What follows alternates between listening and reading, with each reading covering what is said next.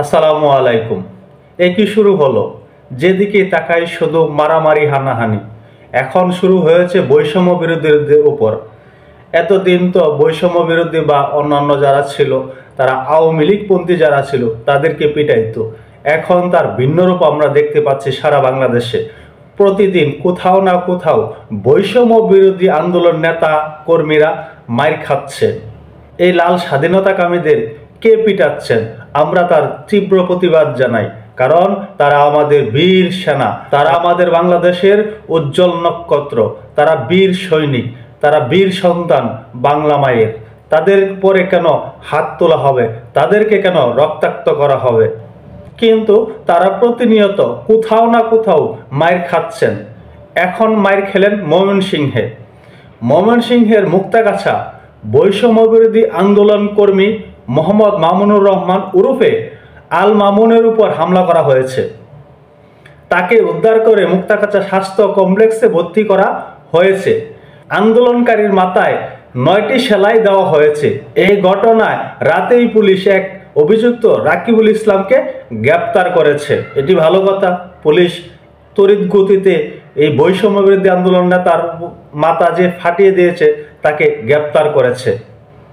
জানা যায় আন্দোলনকারী মামুনুর রহমান মুক্তাগাছা উপজেলা গোগা ইউনিয়ন হতরপাড়া গ্রামের মৃত আনেস আলীর ছেলে। বৈষম্য বিরোধী আন্দোলনে তিনি ঢাকার আশুলিয়া এলাকার গুলিবিদ্ধ হয়েছিলেন। তিনি কিন্তু এই 24-এর আন্দোলনের আহত যোদ্ধা। তাকে গুলি করা হয়েছিল, সে গুলিবিদ্ধ হয়েছিল। রোববার তাকে হতরপাড়া এলাকা কুপিয়ে ও পিটিয়ে রক্তাক্ত অবস্থায় ফেলে গেছে। স্থানীয় লোকজন উদ্ধার করে মুক্তাগাছা উপজেলা কমপ্লেক্সে ভর্তি করেন। কিন্তু এখানে কিন্তু আবার একটা প্যাচ লাগিয়ে গেল। সেটা হলো, মামলায় বলা হয় পারিবারিক বিভিন্ন বিষয় ও কলাবাগান নিয়ে বিরোধের জেরে এই হামলা করা হয়।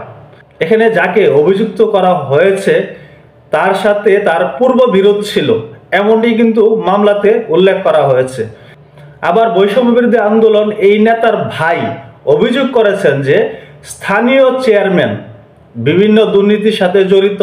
স্থানীয় চেয়ারম্যান অনেকের জায়গা জমি দখল করেছিল, সেইগুলার প্রতিবাদ এবং সমালোচনা করতেন এই বৈষম্য বিরোধী নেতা মামুনুর, যার কারণে তার উপরে হামলা করা হয়েছে। কিন্তু মামলায় বলা হচ্ছে পারিবারিক কারণে, একটি জমি নিয়ে তাদের মধ্যে বিরোধ ছিল, কলা বাগান নিয়ে বিরোধ ছিল। সেখানে আন্দোলনকারী হয়তো অনেক পাওয়ার দেখাইছেন, কারণ হলো তিনি তো বীর সন্তান, আমাদের 24-এর বীর, সে একটু পাওয়ার দেখাইতে পারেন। এলাকাবাসী এটি কিন্তু মেনে নেওয়া উচিত ছিল। তার উপরে এভাবে আক্রমণ করাটা ঠিক হয়নি। আমরা তার ঘোর প্রতিবাদ জানাচ্ছি। এরাই তো আমাদের বীর সন্তান, এরাই আমাদেরকে আগামীর পথ দেখাবে, আমাদের বাংলাদেশকে সুখী সমৃদ্ধ বাংলাদেশ গড়ে তোলার জন্য কাজ করবে।